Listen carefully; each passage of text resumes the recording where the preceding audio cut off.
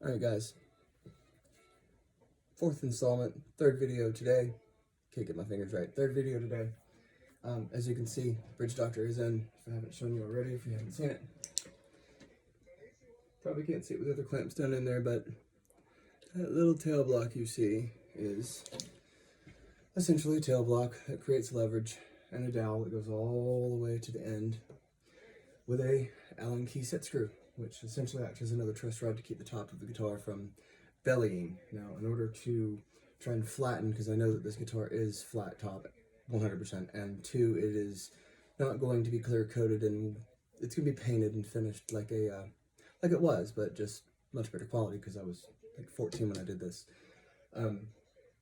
So I've got a hard edge, round tube, thin wall, just enough to not gouge into the body.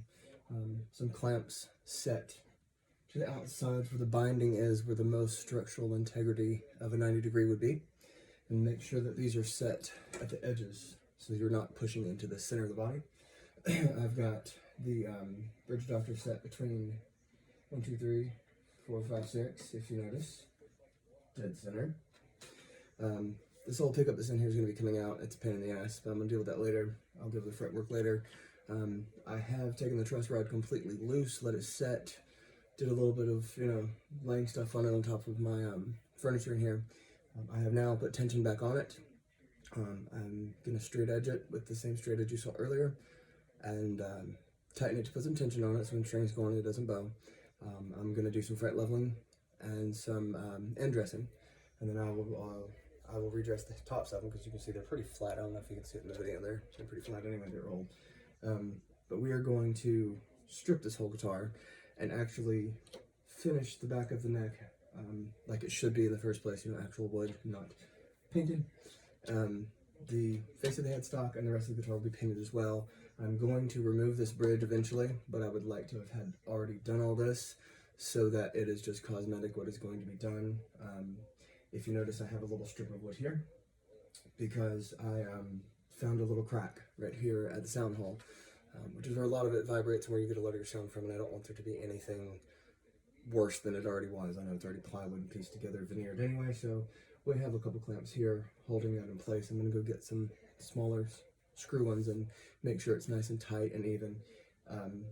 But this is the last step. I've got Tupperware with rags in them and some hand warmers. So while I've got you, I'm going to take this off, expose my gluing hole so you can see it's pushed out some glue. Open up the hot hands, place them in the guitar, and let it have some warm moisture. I'm only going to use 2 because this guitar is honestly, piece of crap. I'm going to lay them in the back as far as I can in the corners. And I will lay these pieces of Tupperware as close to them as possible.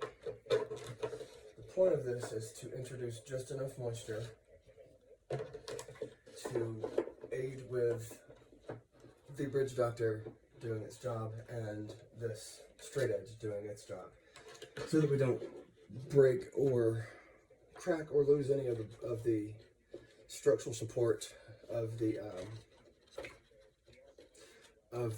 body of the guitar or the edge bracing. So the last thing I want is to take this entire guitar apart, and we're going to avoid that by adding a little bit of moisture. Cheap, easy way to save yourself some time. Once I go get my other clamps, reclamp this, I'm going to lay something over the hole to keep moisture inside of the guitar circulating. As I'm doing that, I will tighten these clamps, I will pull it open, tighten the Allen key and the Bridge Doctor just to kind of help it along until I'm pretty sure it's flat. It's almost flat already, which is pretty amazing. I don't know if you can see, but there is hardly any light showing under that bar. So we're already miles ahead of where we were.